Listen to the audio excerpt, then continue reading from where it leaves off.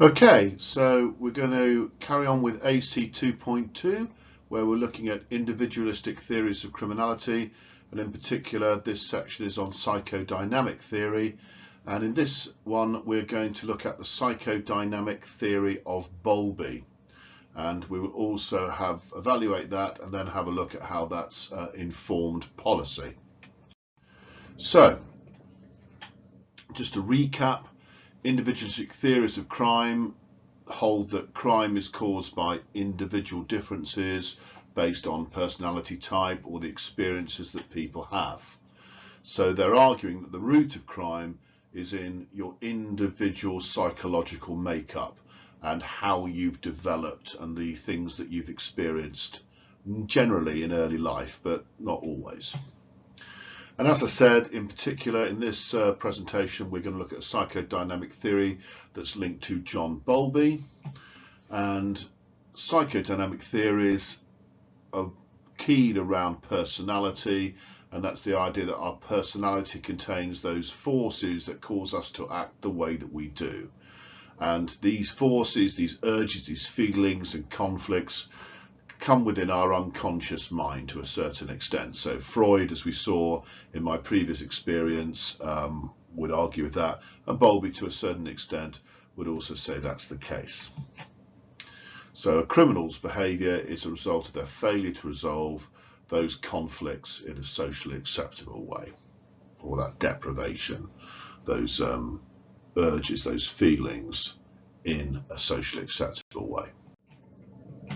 So John Bowlby, he was influenced by Freud's psychodynamic theory, and his explanation for criminality was inspired by that psychodynamic approach. Here he is, young Bowlby, analysing a child. And his key idea was this.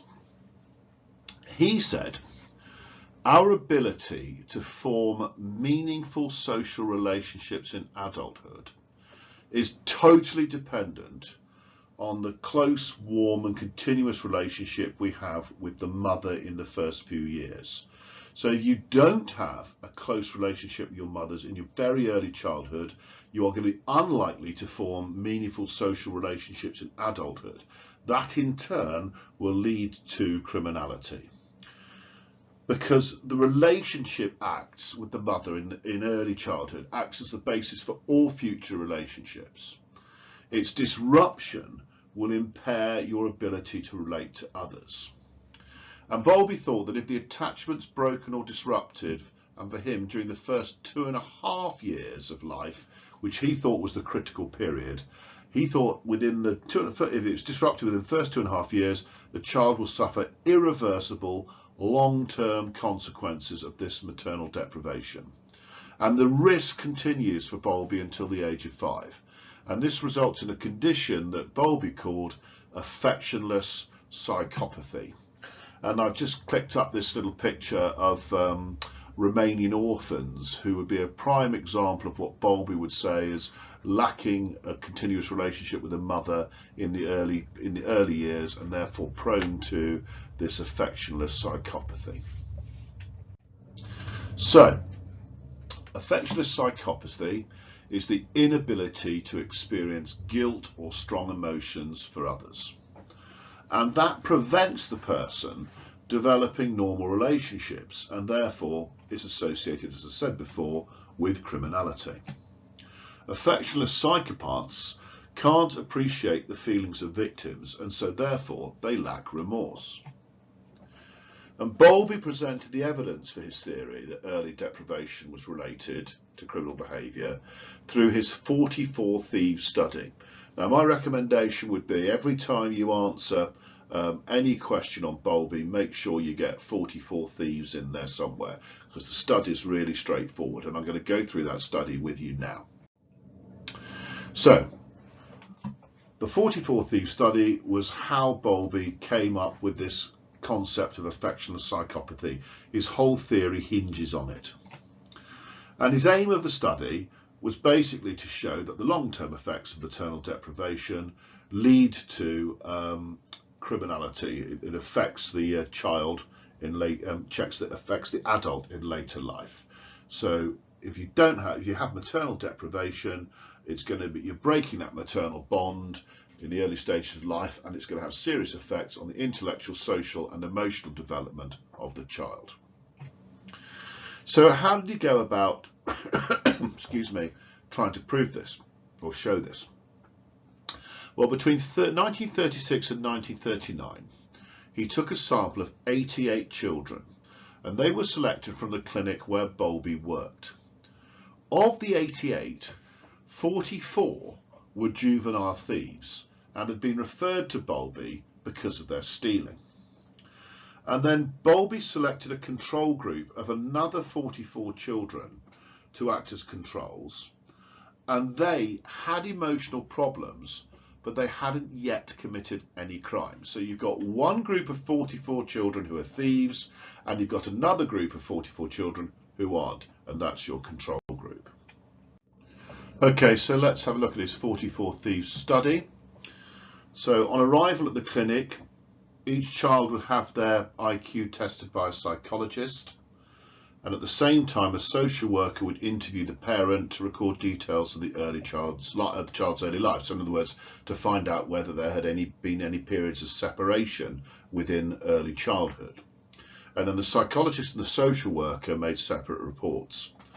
The psychiatrist, Bowlby, would then conduct an initial interview with the child and accompanying parent, and then would diagnose whether the child had affectionless psychopathy. And his findings were that more than half of the juvenile thieves had been separated from their mothers for longer than 6 months during their first years. And in the control group, only 2 had had such separation. So there was a big disparity. So the thieves appeared to have a lot of maternal deprivation, whereas the control group had virtually none. And there were other findings as well, which are shown on this bar chart, which I'll look at in a minute. But you can see in terms of percentage of the thieves, well, if you've got of those with affectionless psychopathy, there was a proportion of the thieves over 20, nearly 30 odd percent there with affectionless psychopathy, none within the control group at all. Early separation, you can see the big difference between the thieves and the control group. So he found that 14 of the young thieves, 32%, as you saw in the bar chart earlier, showed affectionless psychopathy, so they weren't able to care about or feel affection for others, whereas none of the control group were affectionless psychopaths. He found that 86% of the affectionless psychopaths in group 1, the thieves, had experienced long periods of maternal separation before the age of 5 years. That was shown in the previous bar chart, because they spent most of their early years in residential homes or hospitals where they hadn't been visited by their families. So Bowlby's conclusion was that maternal separation deprivation in the child's early life caused permanent emotional damage, and this condition he called affectionless psychopathy. So that's the theory, and that's the study that backs up the theory. So let's evaluate it, starting with the strengths. Well, 2 strengths really, I think, for Bowlby. His research showed that more of his sample of 44 juvenile delinquents had suffered maternal deprivation than a control group of non-delinquents. So the figures stack up in his favour.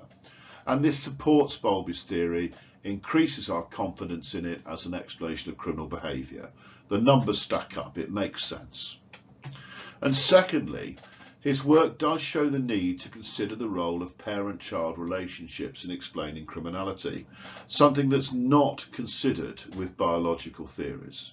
Biological theories just go, it's in the genes. This is a different view on this. When it comes to limitations, though, there are quite a few.